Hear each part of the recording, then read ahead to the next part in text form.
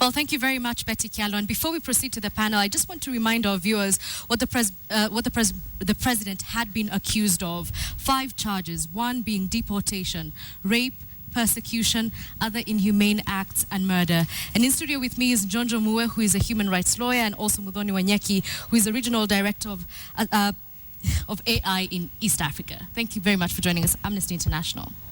Thank you for joining us. Thank you. Okay, so the first question is, do you think this is something that we should be congratulating the president for? We've just seen Raila Odinga saying congratulations to the president for this personal triumph.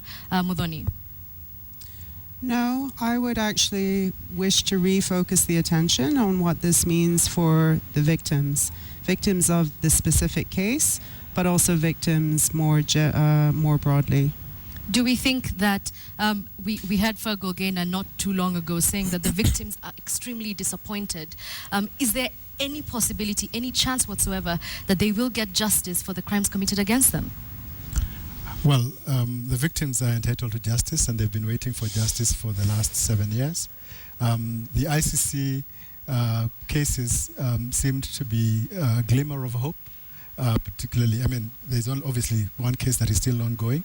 Mm-hmm. This one has now come to an end.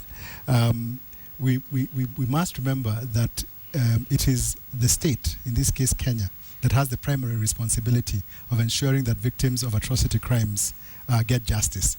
And therefore, the government of Kenya still has that responsibility to ensure that they get justice. Okay, Muthoni, I'm pretty sure you've been following this case closely. And on November 9th of 2009, Parliament began a debate on what was supposed to be another amendment to the Constitution to form a local tribunal. And that debate has not been concluded to date. Do we see this happening, this being revisited? Do we see calls for a local tribunal happening again?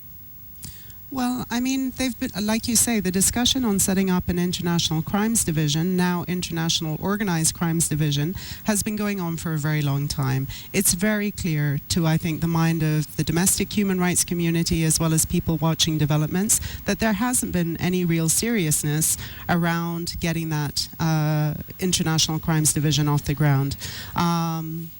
Nothing has happened to date. It's not operational.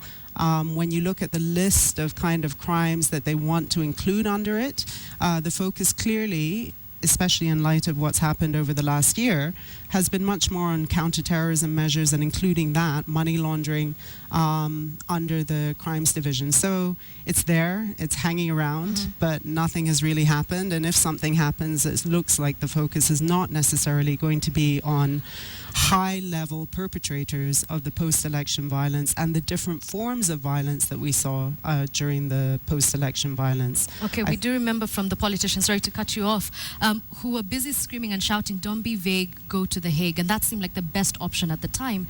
But was it a mistake for Kenya to peg all their hopes for justice against the victims on one court?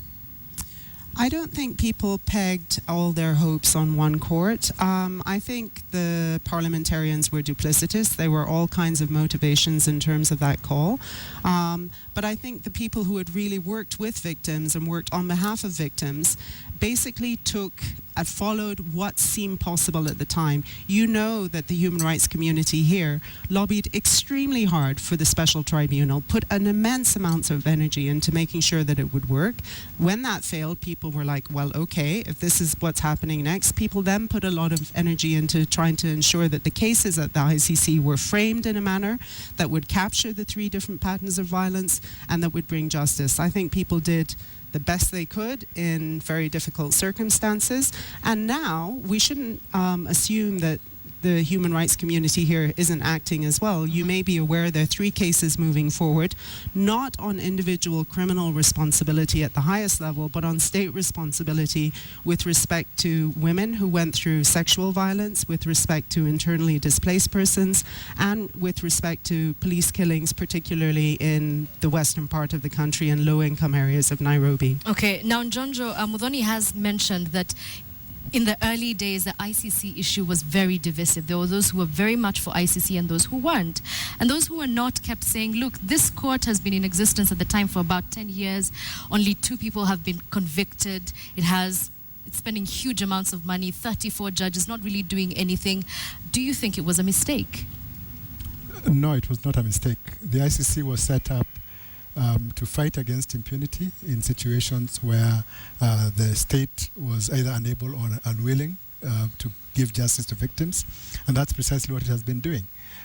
However, we must acknowledge that it does that in very difficult circumstances, going against very powerful individuals, whether they are heads of state or senior government officials or rebel leaders. And people say that ICC has been around for 10 years and has only achieved 2 convictions. But that was to be expected. The first years were spent setting up the institution. And the ICC itself, the way it is set up, it does not have a police force of its own. It relies on state-party cooperation for most of its investigations. And so there's a sense in which it moves only at the pace at which the state parties are cooperating. And the Kenyatta case, for instance, is one of the cases where cooperation by the government of Kenya has been a big issue. And it has slowed down considerably the ICC in its quest to find justice. Okay. But to be the devil's advocate, there are people who are saying, look, Fatou Bensouda and her team had 7 years to work on this case. Surely they should have come up with something. They had 7 years to work on this case, that is true. But they do say that they requested certain information from the government of Kenya as far back as 2012, and that has not been forthcoming up until now, when the case has essentially collapsed. So basically, yes, these cases take time to investigate. The suspects are being charged with the most serious crimes known to humanity, and therefore the prosecutors and all those involved must be careful to ensure that due process is followed. And that takes time, because even domestic cases, there are cases that have been in our own courts for decades.